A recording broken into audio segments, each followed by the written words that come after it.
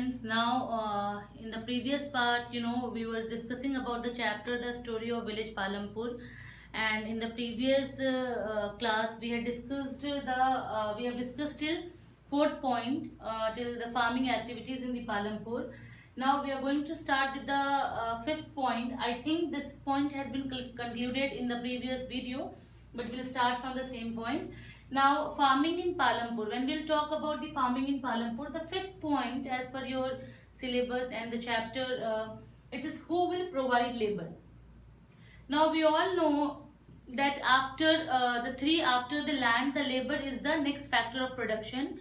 In the beginning of the chapter, we discussed about the various factors of the production, which includes land, labor, physical capital, and human capital. So after land, the labor is the next factor of production. So when we talk about labor, of course, in the labor, there has been category made, that is small farmers. The labor, first of all, the question comes from where we'll get the labor. So of course, the labor are in the farming activities, they are the farmer. Now again, the farmer is been categorized into three parts, that is the small farmer, medium farmer, and large farmer. When we talk about the small farmer, actually these farmers, they are the landless, not landless, or a landless farmer, we can say, yeah, to some extent, and they have a very small plot of land on which they cultivate their own, you can say they do their own farming activities. Now when we talk about the small farmers generally they cultivate their own field, but the cultivation and the production which they get from their own field is not enough to meet their requirement. So the same small farmer, they work on the land of the medium and the large farmers. So if we talk about the labor, who will provide the labor? Of course, these laborers are the farm laborers, the small farmers. First of all, they cultivate their own fields, and secondly, there is a second priority for them because their own requirement and own production is not enough. So the same laborer, they work as a farm laborers in the medium and the large farmers. So the question comes when we talk about who will provide the labor.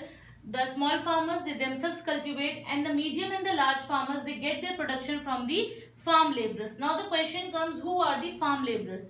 The farm laborers are the landless poor laborers who cultivate along with their family. They cultivate on their own field of land, and this cultivation is not enough for them, so they work on the field of the other medium and the large farmers.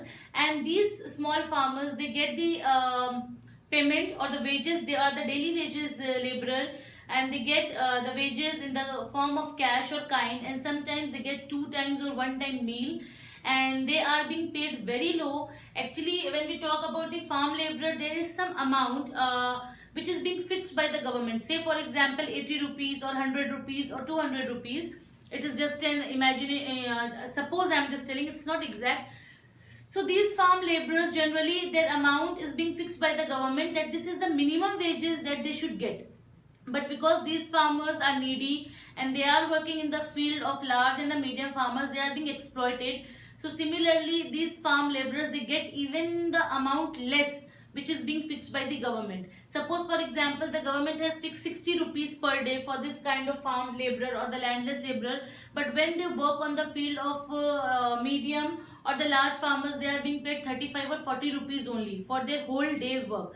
So in this way, these farm laborers, they get amount in cash or kind. Sometimes they get a meal. Sometimes, they are being and they are not the laborer who get the work throughout the year. Sometimes they work from crop to crop, from season to season, and sometimes from region to region. So here, if we talk about in the chapter, there is a story of a Dala. Dala is actually, he is a landless laborer, and he work on a field on a daily minimum wages. He work on a field, and the government has fixed an amount for such kind of workers, but the Dala is being paid less than them. Now the question comes, why these workers are working less than the amount being fixed by the government? That can be a question. The answer of this question is because of the heavy competition. There is a heavy competition even in the field of farming also, and if these farmers they are not ready to work on a minimum wages which is being paid by their high, we can say medium or the large farmers, the other person or the other farmer will come and will do the work. So because of that reason, these farmers, because of the high competition, they have to work the amount being given by the large and the medium farmers. So Dala is sharing her story with the other farm landless laborer, that is Ramkali, and the condition of both of the laborers are same. So if we talk about the condition of the poorer laborers or the landless laborers, yes, the small farmers, they cultivate on their own land, and after that they work on the other fields of the medium and the large farmers. So in this way, the labor is being provided in the farming activity in the Palampur and even in the other villages also. Now the next point in the farming in Palampur is your capital needed in farming. The next question is that from where does the money come? From where does the capital come?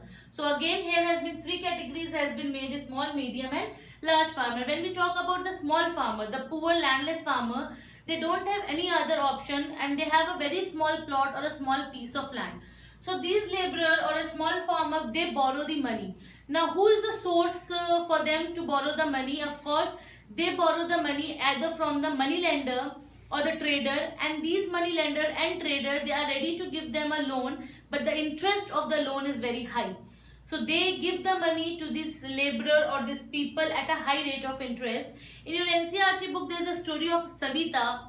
Savita is again a small farmer and she has a 1 hectare of land. Now Savita, she planned that she will cultivate on her own land, and she has decided that she need apart from land she needed working capital and other resources like pesticide, insecticide and other fertilizers.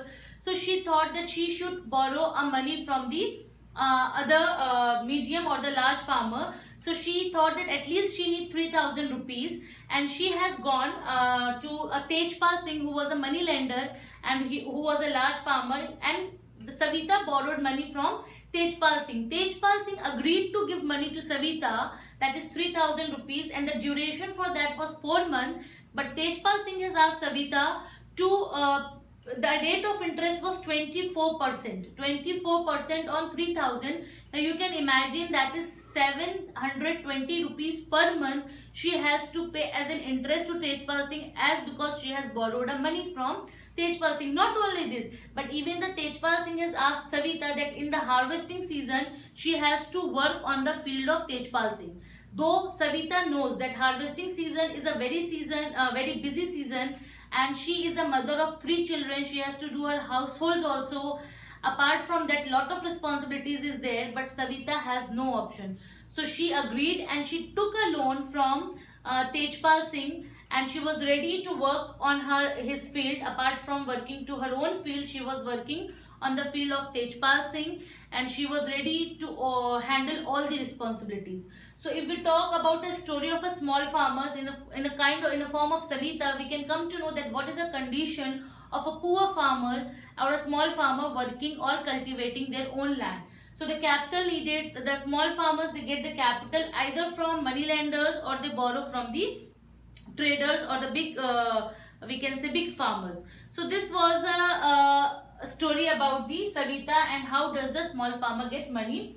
Now when we talk about the medium and the large farmers, for them the things are quite easy, because the medium and the large farmers, they have their own savings, and in the forms of their own savings they plan for the next season. Now as we were discussing about the Tejpal Singh is a large farmer. So in the farming and the harvesting season, this kind of farmer, what they does, they keep their savings, whatever the money or whatever the surplus they are having, they keep that in the bank in the form of saving, or they reinvest their money either by buying a tractor or by investing in fixed capital. And in this way, this medium and large farmers, they have their own savings. So in this way, the capital they utilize, and the capital being needed in the farming by small, medium and large farmer. Similarly, we talk about the next is sale of surplus farm product. Once the farming activity is completed, the production has been made, it has to be sold in the market. So what does the small farmers does? Actually, they don't have enough surplus with them. So whatever is the production, they keep that for themselves throughout for the year, for whole year, to feed their family and feed themselves, and that is not enough, and then they are working on the other fields also. But the big medium and the large farmers with the surplus wheat which is being produced in a year, they sell it in the market, and from that they earn a profit.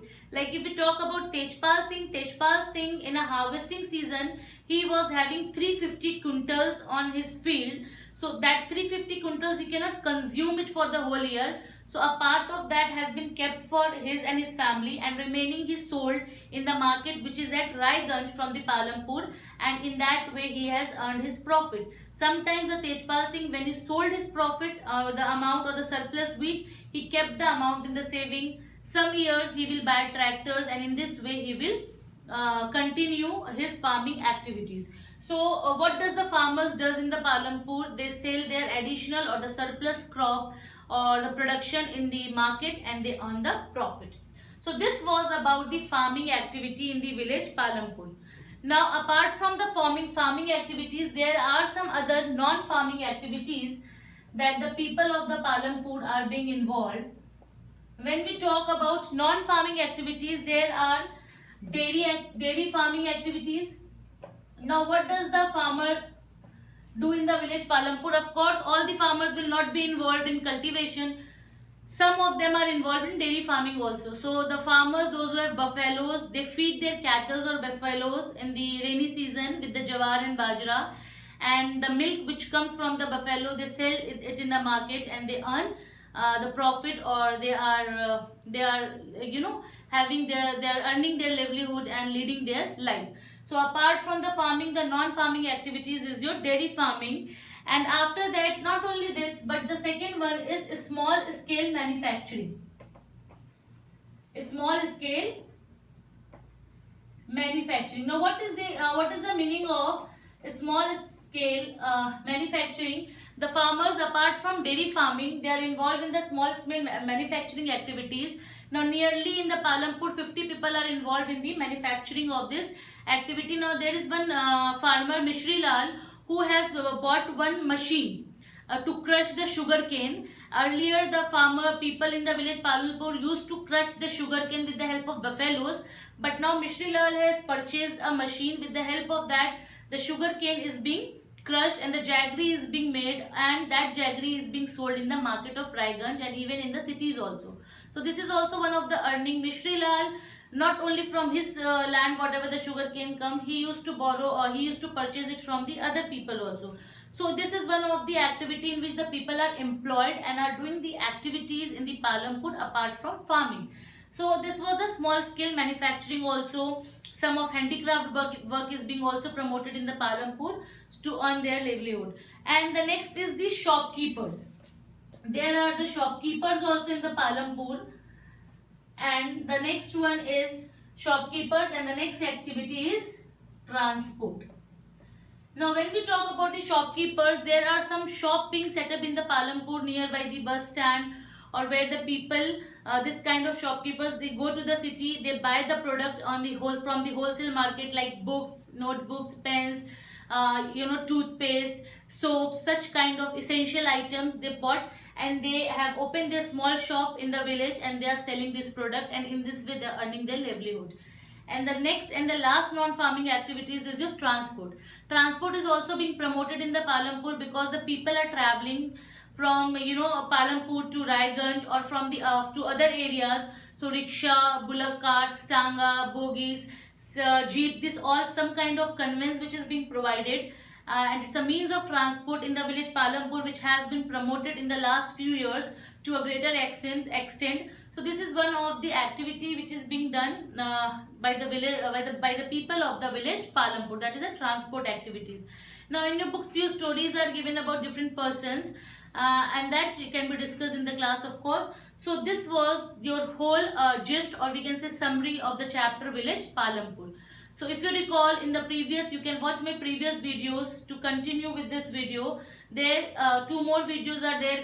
Where we had discussed about the introduction of the village. Then we had discussed about the few farming activities, and in continuation in this topic we had discussed about the remaining farming activities and non-farming activities of the Palampur. So this was your end of the chapter. Now I hope that you will like the video. Please watch till end. And those who have not subscribed my channel, I would request them to subscribe it for more videos. And thank you for watching it. we'll be meeting with the next video. Thank you very much.